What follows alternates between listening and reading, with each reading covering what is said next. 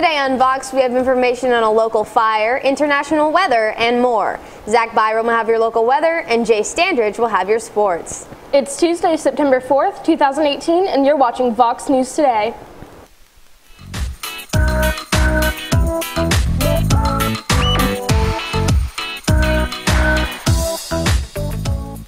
Please stand for the pledge of the flag. I pledge allegiance to the flag of the United States of America and to the republic for which it stands, one nation, under God, indivisible, with liberty and justice for all.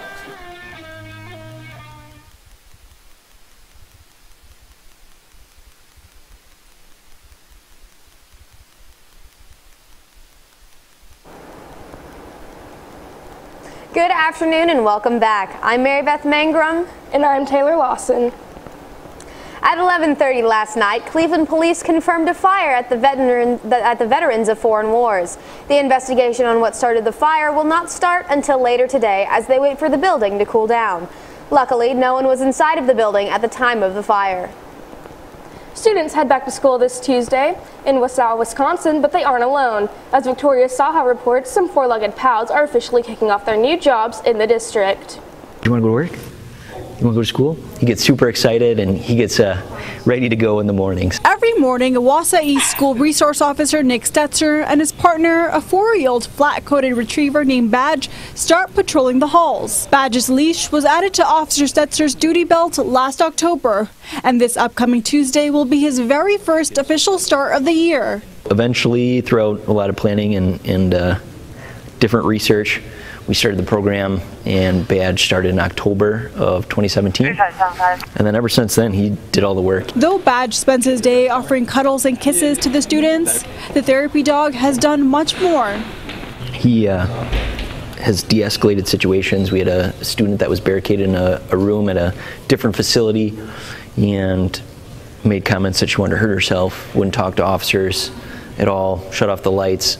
And we brought in Badge, and it was like a flip of a switch. Principal Dr. Brad Peck says he wasn't sure how the therapy dog program would work at first, but believes Badge is a great asset to the Wausau East community. Badge just has this uncanny ability to just allow students to feel more comfortable, more relaxed.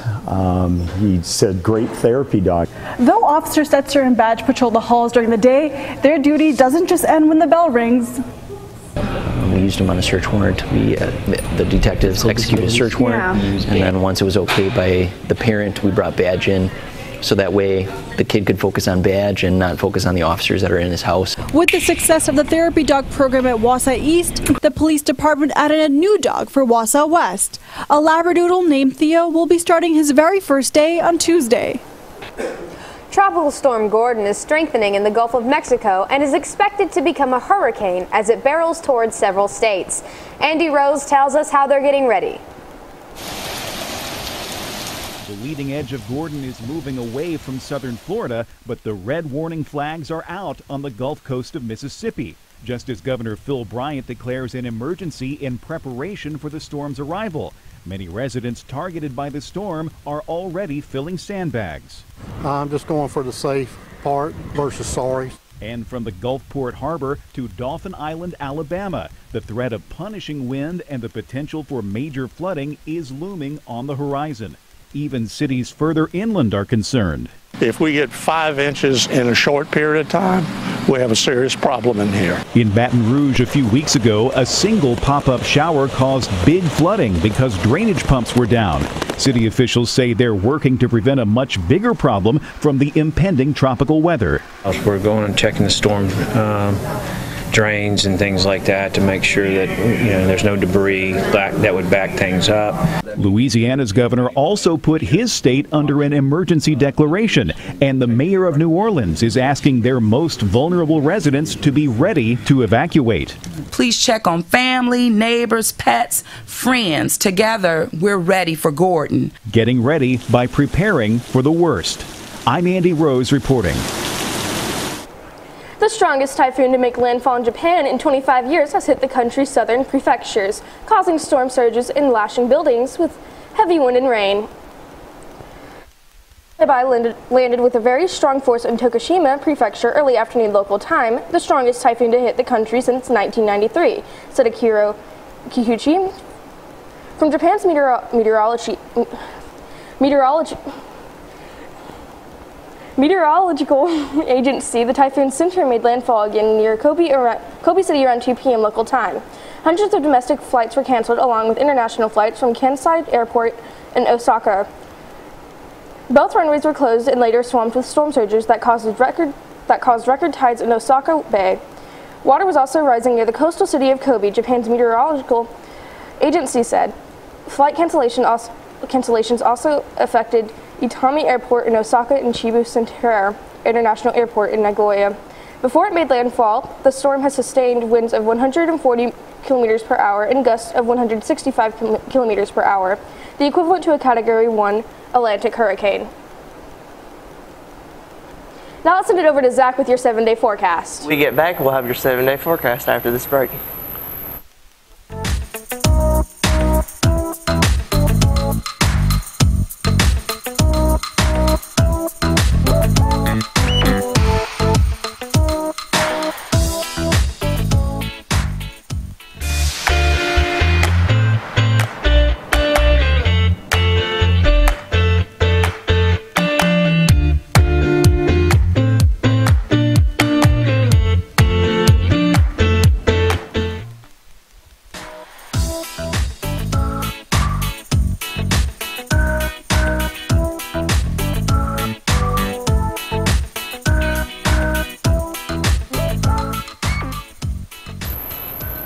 Good morning, Bradley Central. Now let's take a look at your 7-day forecast.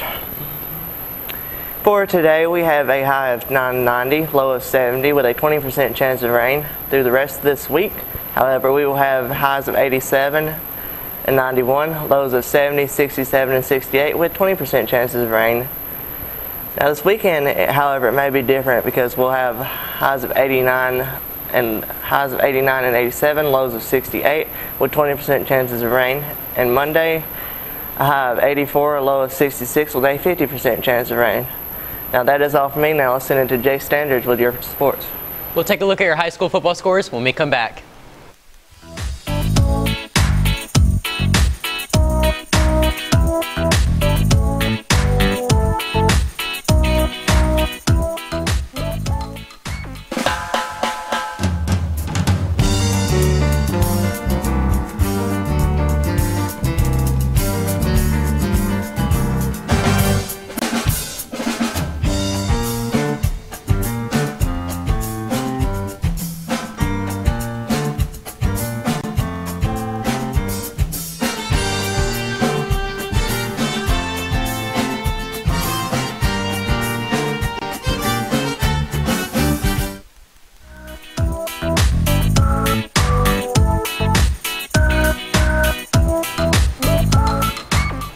Welcome back. Let's get into some high school football scores from last Friday. Ottawa came to Bradley Central to take on the Bears last Friday night. The score was 27-7 in favor of the Bears at halftime, but all of a sudden the Owls came into the third quarter scoring 21 points to put them up 28-27, and Ottawa held off the Bears, winning by 1 point. William Blount went to Cleveland to face the Blue Raiders. It was a very high-scoring game, combining a total of 65 points, and Cleveland took down the Governors, winning 44-21. Walker Valley traveled to Ray County to face the Golden Eagles. It wasn't a close game to start off with, and the Golden Eagles blow out the Mustangs 49-10, making Walker Valley 0-3 to start off the season. After this break, we'll take a look at your school announcements.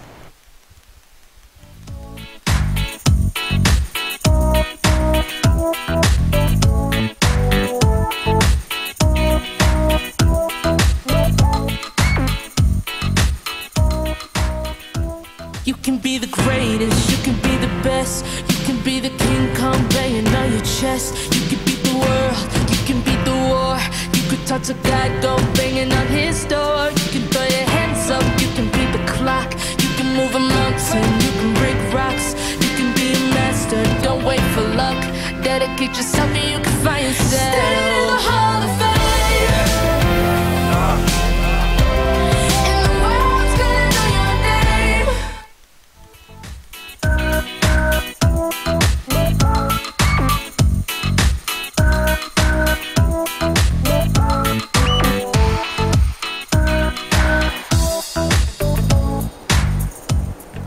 Welcome back, Bradley Central. Let's take a look at our school announcements. Sophomores and juniors interested in taking the PSAT, it is on October 24th. Sign-ups are due September 7th, and there is a $17 fee. See Ms. Lynn with any questions. The first National Honor Society meeting will be on September 6th. It will take place during the last 20 minutes of bear time. We are online on YouTube at BCHS VOX News. You can also check us out on Facebook, SchoolTube, and of course, VoxNews.net. You just can't get enough of Vox. That's all we have for you today, Bradley Central. And as always, God bless and go Bears!